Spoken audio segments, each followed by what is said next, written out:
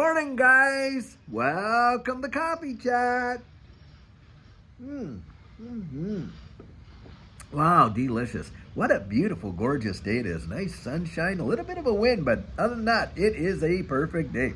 Guys, lots of things happening in the wide world all the time, as we can see, reading a bunch of articles. And in fact, the two that really stood out to me, one has to do with the ECB, the European Central Bank. Well, Christine Lagarde comes out there and says, well, we're going to just pause rates because, inflation's just a little bit too high for us. We're going to pause the rates, but hey, don't worry, we're going to hint at some, and she is hinting at some cuts coming in June, maybe in July. And what have we been saying? Bingo, that is exactly what's going down. And in fact, following just the Federal Reserve, guys, these central banks around the world are in absolute lockstep. They're all doing it together. They all have an agenda, and we're all marching to the same drum, basically around the wide world with these markets in the way that there are. And so when I hear this kind of stuff, hey, I'm not shocked. I'm not surprised. I doubt you are either. I'll tell you what. Wow. Now, what is surprising that has come out today, apparently the SEC is holding a closed-door meeting today. And there's a lot of speculation out there that one of the things on the agenda may be this whole Ripple versus SEC deal, and whether or not they're actually talking about, hey, do we settle here? What do we do? And stuff like that. Now, it is not officially on the agenda, but the fact is that this has got to be at the top of their, priority list, because it's one of their biggest cases that they are pushing right now. I mean, the SEC, when you're talking about the Securities and Exchange Committee, do you think they're in there talking about basic run-of-the-mill policies about, I guess, how do we do it?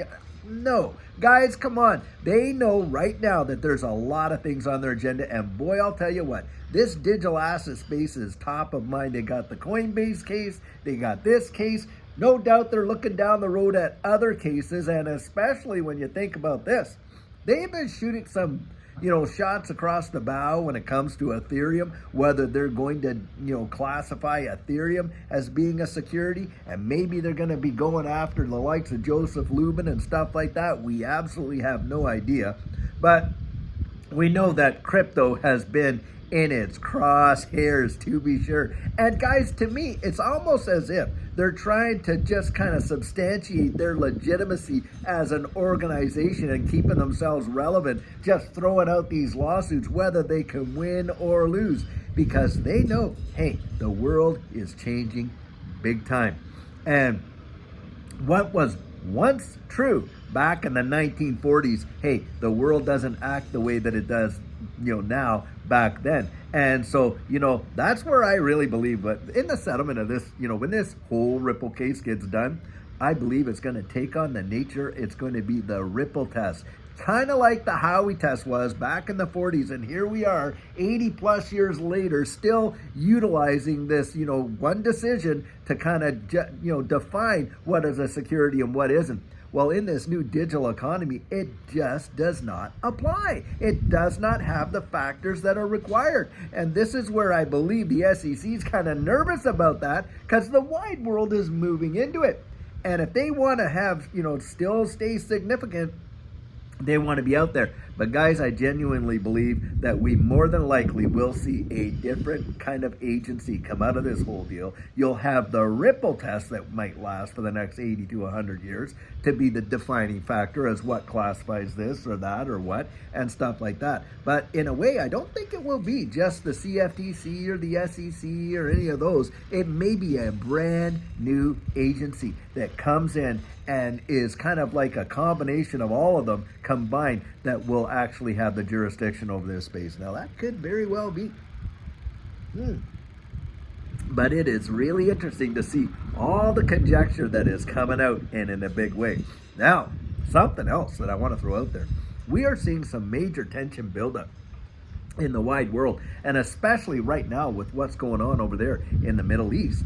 And there's a lot of speculation out there that there could be either Israel could do a preemptive attack on Iran, or Iran could preemptively attack Israel.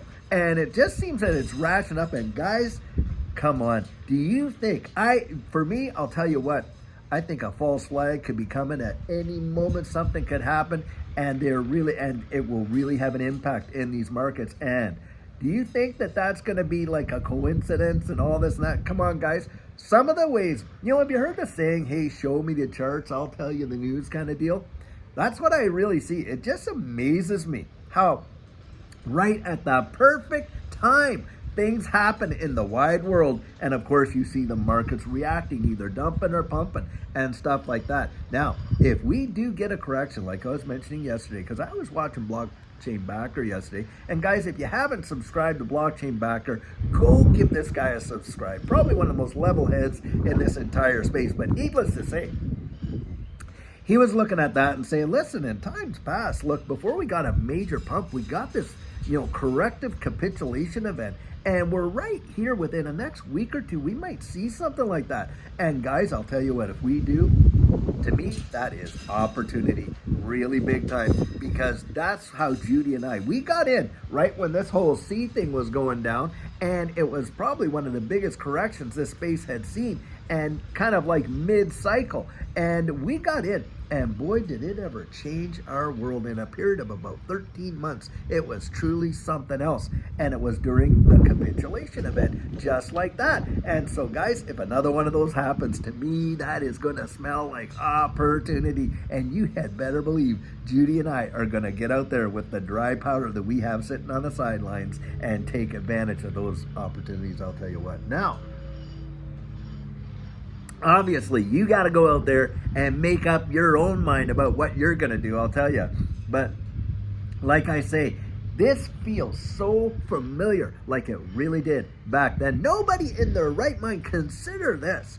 The wide world was all shut down. I mean, you didn't have service businesses, no restaurants, no movies, no this, no that. Hey, manufacturing was all shut down. The shipping was all shut down. Government agencies were sent home from work and they were shut down. I can tell you that for a fact, because that's what happened to Judy and I in the tax department. The wide world was shut down. Now, can you imagine? Did anyone expect to see one of the biggest secular bull runs that this world has ever seen? No, we did not. With the wide world global economy coming to a screeching halt. But it happened. Guys, don't kid yourself. You could see some major events take place where you would think it is over, all over, and they will pump this thing like you had never seen. Why? Because that is the name of the game. They will look for every and any excuse to literally throw the printing presses on like absolute insanity and pump this economies like you would not believe. And that's what I think is eventually going to come. And I believe it's going to come in this bull cycle. Now, having said that, when it's all over, I think this next crash, it'll probably be the most cataclysmic that the world has also ever seen. And so this is where having a plan in place and being ready for it could make the difference in a powerful way for your family, not just for you now, but maybe even for generations. I think it's going to be that big of an impact. I'll tell you what, wow.